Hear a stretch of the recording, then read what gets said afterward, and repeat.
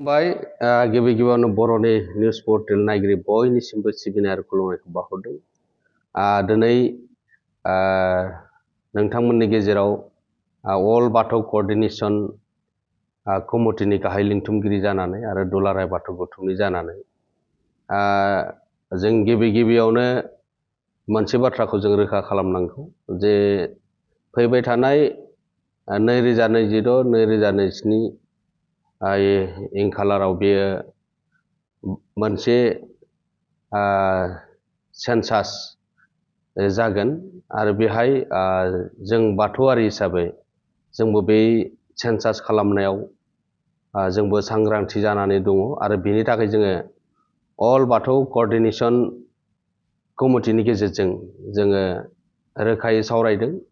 जोंनि मेन गुबै थांखियानो जाहैबाय बाथौइज्मखौ जोङो कलम मोननांगौनि थाखाय जाबायदि खामानि मावनांगौ आरो बेखौ जोङो अल बाथौ कोअर्डिनेशन कमिटि आरो दुलाराय बाथौ गौथुम जों जथायै बिनि सायाव खामानि मावदों।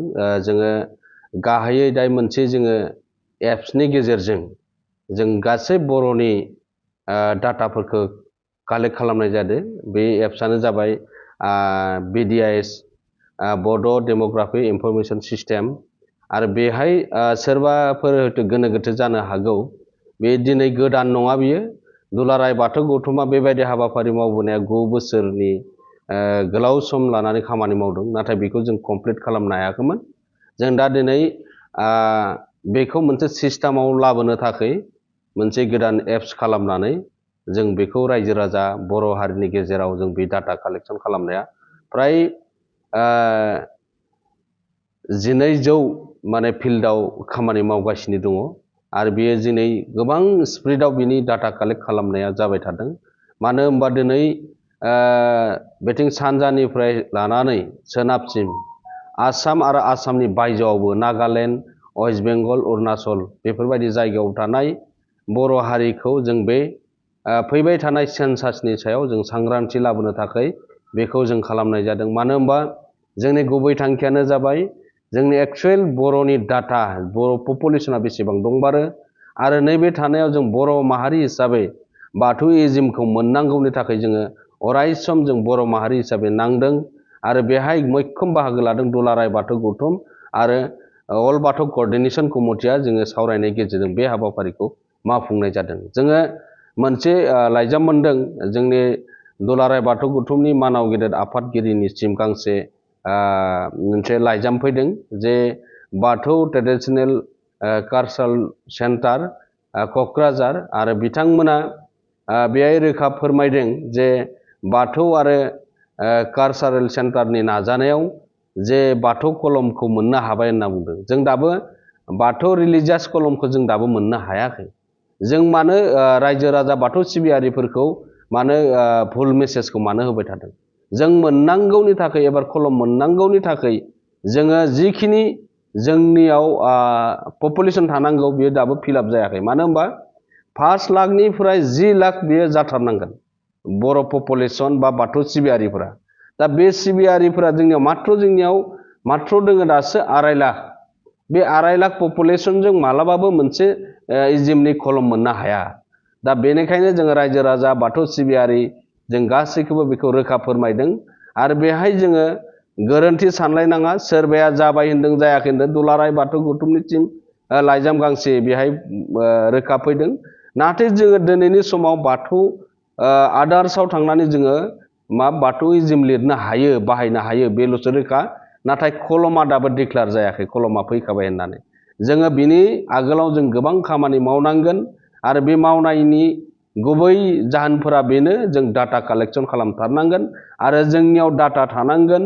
जों डाटा थायोब्लासो जोङो भारत गभर्नमेन्टजों RGIजों रायज्लायनानै जों बे डकुमेन्ट्सफोरखौ साबमिट होनांगोन आरो बेखौ दुलाराय बाथौ गौथुमजों बिराद रोखायै अफिसारफोरा रायज्लायनानै जोंनो आइडिया हरदों। नोंथांमोना बेबायदि मावफारिफोरखौ खामानिफोरखौ आबुं खालामनांगौ आरो बेहाय नोंथांमोना बेखौ साक्सेस खालामनो थाखाय आरो नोंथांमोननि जिखिनि दा हाबनो दङ नोंसिनि राव, हारिमु, आसार खान्थि, सोलोंथाइ, नोंथांमोना गोबां दावगाखानाय दङ आरो नोंथांमोना पपुलेशनखौसो बारायनांगौ। बेनि थाखाय नोंथांमोना खामानि मावनांगोन आरो नोंथांमोनाव डाटा रेकर्डफोरा थानांगोन आरो बेखौ नांनाय बायदि गभर्नमेन्टनो सापर्टेड डकुमेन्ट्स हिसाबै होनो हानांगोन। दा बेनिखायनो जोङो खावलायदों जिल्ला आफाद, बियाब आफाद आरो मोनफ्रोमबो बाथौ सिबियारि आफादफोरनि जोहै जोंनि सेन्सास खालामनायाव मावफारि लानायाव जों अरायसम मदद होगोन आरो बिनि सायाव जों एवारनेस लादों आरो सावरायबाय थादों आरो फैबाय थानाय आगस्तनि उननिफ्रायनो जोङो जिल्ला आफाद, बियाब आफाद आरो गामि आफादसिम बिनि फोरोंथाइफोरखौ बिनि एवारनेसफोरखौ लाबोनो थाखाय दुलाराय बाथौ गौथुम आरो अल बाथौ कोअर्डिनेशन कमिटिनिफ्राय बे हाबाफारिखौ मावफुंनाय जागोन। आरो जों मोनथिनायाव बे बाथौ ट्रेडिशनेल कालचार सेन्टार रिसार्च सेन्टारनि जिखिनि जोहै माने गाव बेक्तिगत हारसिङै जुदि बे फैबाय थानाय 20 तारिखै जुदि लिंथुमनाय जादों, बेयो दिनैहाय बेहाय खुनु धोरोमारि आफादा बेहाय जड़ित गैया आरो बिथांमोना मा साननानै लिंदों, माबादि लिंदों आरो रायजोफोरनो माबादि मेसेज होनो नागिरदों, खिन्थु बेबायदि थांबाय थायोब्ला जोङो अर्गानाइजेसन बाथौ गौथुमफोरनि जोहै बिनि सायाव जोङो रोखा खेंफोरथि होबावनांगौ दं होननानै सानाखै। बिथांमोना गावनो बाथौइज्मखौ मोननांगौनि थाखाय जों बयबो खामानि मावनो थाखाय ओंखारबोनांगोन।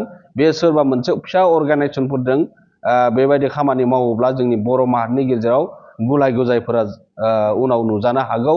बेनिखायनो बिथांमोननिसिमबो खावलायनाय थाबाय। जोङो मोनसे बाथ्राखौ रोखा खालामबावनो नागिरदों आरो जोङो गोजोनथाव खौरां बर' माहारिनि थाखाय थांनाय 21 GI टेग मोननायनि उनाव दा दिनै आरो 6 GI टेग मोननो थांगासिनो दङ। बेनि हाबाफारिया बिराद गोजौआव मोनफैबाय आरो बियो साननैसोनि गेजेरावनो बियो डिक्लेयार जागोन। मानो होनबा बिनि फाइनाल स्टेजाव मोनफैबाय। बेनो जाबाय नाम्बार 1आव सिजौ, माइब्रा माइरं, वाल गाहेन, बेनिफ्राय माइब्रा माइरं, बे साम' ओंख्रि, थुंग्रि आरो बेफोरो जोंनि थाखाय बिराद गोनांथि दंमोन आरो बेखौ जोङो मोननो हागोन। आरो जों मैयासो डिक्लेयार खालामनाय नुदों, मोनब्रै GI टेगनि डिक्लेयार खालामबाय, मोननो हाबाय। कार्बि आलंनि आरो लकेल जिथु हेन्डलुम कार्बि आलंनि बे जानायखौ जों नुनो मोन्दों। आरो बेहाय बेम्बुनि जिथु आसामनि बेबो GI टेग मोननो हादों। बेबायदि मैया दौरिफोरनिबो लकेल बेफोरो मैया GI टेग मोनब्रै मोननो हादों। नाथाय दुलाराय बाथौ गौथुमाबो GI टेग मोननांगौनि थाखाय जों गोबां बोसोर हयथ' बेखौ नाजाबोबाय थादोंमोन। जों मोननो हासिगोन। 21 GI टेगआवबो जोंनि बाथौआरिफोरनिफ्राय गोबां खाम, सिफुं, जथा, सेरजा, जोंनि गाननाय जोमनायफोरखौ बेहाय जोंबो दुलाराय बाथौ गौथुम जानानै गोबां नाजानानै बेखौ साक्सेस खालामनो हादों। आरो दा बेवहाय जोङो दिनै मोनद' GI टेग मोननो हागोन आरो बेनो मोननो थांगासिनो दङ। जोंनि बर' हारिनि थाखाय मोनसे गेदेर मोनसे जारिमिनारि जानो थांगासिनो दङ। मानो होनबा दिनै खम समनि गेजेराव 27 GI टेग मोननो हानाया बर' हारिनि थाखाय बिराद गौरब। बेयो जोङो दिनैनि समाव गावखौ जोङो अर्गानाइजेसननि बिबानगिरि हिसाबै, गौथुमनि बिबानगिरि हिसाबै जों गावखौनो गौरब मोनदों। मानो होनबा बियो जाफुंसारनायनि लामायाव आरो जों बयबो बेखौ गोसो गोथारै जोङो बिनि सायाव जोङो खामानि मावनांगोन। आरो बेनिखायनो जों गोनो गोथो साननांगौ गैया। जोङो लासै लासै दुलाराय बाथौ गौथुमनि जानानै गासैबो बर'नि जिखिनि नांगौफोरखौबो जों GI टेगनि गेजेरजों जोङो बेखौ मावनो थाखाय आखायाव लादों। भारत गभर्नमेन्टआ मोनसे डिक्लेयार होदों, भारतनि गेजेराव 10,000 GI टेग खालामगोन। बे 10,000 GI टेग खालामगोनाव दासो 600 जानानै दङ।